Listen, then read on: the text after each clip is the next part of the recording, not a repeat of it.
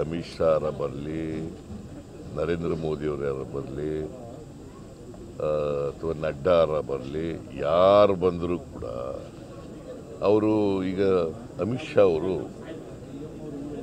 High level committee, high power committee ಅಧ್ಯಕ್ಷರು. ಬರಗಾಲದ ಪರಿಹಾರ ಕೊಟ್ಟಿದ್ದಾರೆ. ವಾಟ್ ಮಾರಲ್ ರೈಟ್ ಈ ಹ್ಯಾಸ್? ವೋಟ್ ಕೇಳೋಕ್ಕೆ, ಕರ್ನಾಟಕದ ಜನರು ವೋಟ್ ಕೇಳೋಕ್ಕೆ ಯಾವ ಮಾರಲ್ ರೈಟ್ ಇದೆ? ಇವರು ಯಾರು ನಮ್ಮ HDK ಕುಮಾರಸ್ವಾಮಿ ಕೊಡಿಸ್ಬಿಟ್ಟು ಬರ್ರಿ ಅಂತ ಹೇಳ್ಬೇಕ ಬೇಡ? ಪರಿಹಾರ ಕೊಟ್ಬಿಟ್ಟು ಬರ್ರಿ ಅಂತ ಹೇಳ್ಬೇಕ ಬೇಡ? ಪರಿಹಾರ ಕೊಟ್ಟಿದ್ದಾರೇನ್ರಿ? ಅಮಿತ್ ಶಾನೇ ಚೇರ್ಮನ್, ಅದಕ್ಕೆ ಮೇಕೆದಾಟುಗೆ ಪರ್ಮಿಷನ್ ಕೊಟ್ಟಿದ್ದಾರಾ? ಮಾದಾಯಿಗೆ ಎನ್ವೈರನ್ಮೆಂಟ್ ಕ್ಲಿಯರೆನ್ಸ್ ಮಾಡಿದಾರಾ? ಆಮೇಲೆ 15th ಫೈನಾನ್ಸ್ ಕಮಿಷನ್ ಶಿಫಾರಸ್ ಮಾಡಿರ್ತಕ್ಕಂಥ ಪರಿಹಾರ ಕೊಟ್ಟಿದ್ದಾರಾ? ಅಪ್ಪರ್ ಭದ್ರಾ ಪ್ರಾಜೆಕ್ಟ್ಗೆ 5300 ಕೋಟಿ ಕೊಡ್ತೀವಿ ಅಂತ ಕೊಟ್ಟಿದ್ದಾರಾ? ಯಾಕೆ ಓಟ್ ಕೊಡಬೇಕು ಅವ್ರಿಗೆ? ಅಮಿತ್ ಶಾ ಆಕ್ಚುಲಿ ಅವ್ರಿಗೆ he has no moral right. See 5 ತಿಂಗಳಾಯಿತು, 5 ತಿಂಗಳಿಂದ ₹1 ಬರಗಾಲಕ್ಕೆ ಕೊಟ್ಟಿಲ್ಲ.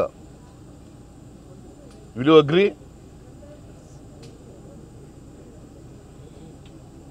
ನಾವು ಮೂರು ಮೆಮೊರಾಂಡಮ್ ಕೊಟ್ಟು ಅಕ್ಟೋಬರ್ನಲ್ಲಿಂದ 3 ಮೆಮೊರಾಂಡಮ್ ಕೊಟ್ಟು ಸೆಂಟ್ರಲ್ ಟೀಮ್ ಬಂತು, ಇನ್ಸ್ಪೆಕ್ಷನ್ ಮಾಡಿ ರಿಪೋರ್ಟ್ ಕೊಟ್ಟರು. ನಾನು ಭೇಟಿಯಾಗಿದ್ದೆ ನರೇಂದ್ರ ಮೋದಿ ಅವ್ರನ್ನೇ. ಡಿಸೆಂಬರ್ 19, 20ನೇ ತಾರೀಕು ಅಮಿತ್ ಶಾ ಅವ್ರನ್ನ ಭೇಟಿ ಮಾಡಿದ್ದೆ. ಡಿಸೆಂಬರ್ 23ನೇ ತಾರೀಕಿಗೆ ಮೀಟಿಂಗ್ ಕರೆದು ತೀರ್ಮಾನ ಮಾಡ್ತೀವಿ ಅಂದರು. ಎಷ್ಟಾಯಿತು? ಎಷ್ಟು ದಿನ ಆಯಿತು? ಈಗ 5 ತಿಂಗಳಾಯಿತು. ಕೊಟ್ರ? ಹೇಳಿ ನೀವೇ. 5 ತಿಂಗಳಿಂದ ₹1 ಕೊಟ್ಟಿಲ್ಲ ಬರ ಪರಿಹಾರಕ್ಕೆ. ಏನು ಇವರು ಇವರು ಅಮಿತ್ ಶಾ ಅವ್ರ ಮನೆಯಿಂದ ಕೊಡ್ತಾ ಇದ್ರ? ಇದು ಭಿಕ್ಷೆನ ಕರ್ನಾಟಕಕ್ಕೆ?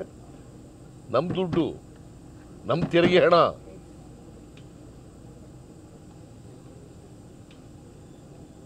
ಇದನ್ನು ಕೇಳಿದ್ರೆ ಏನು ಎಲ್ಲರೂ ಇನ್ಕ್ಲೂಡಿಂಗ್ ಇವರು ಕುಮಾರಸ್ವಾಮಿನೇ ವಕ್ತಾರ ಆಗ್ಬಿಟ್ಟಿದ್ದಾರೆ. ಬಿಜೆಪಿಯವರಿಗಿಂತ ಜಾಸ್ತಿ ವಕ್ತಾರ ಇವರೇ. ನೀವೇ ಹೇಳಿ, ಕನ್ನಡಿಗರಿಗೆ ಇದು ಅನ್ಯಾಯನ ಅಲ್ವಾ? 7 ಕೋಟಿ ಕನ್ನಡಿಗರಿಗೆ ದ್ರೋಹನ ಅಲ್ವಾ? ಪಾಠ ಕಲಿಸ್ತಾರೆ ಅಂತೀರಾ? ಡೆಫಿನೆಟ್ ಆಗಿ ಜನಗಳಿಗೆ ಅರ್ಥ ಆಗಲ್ವಾ?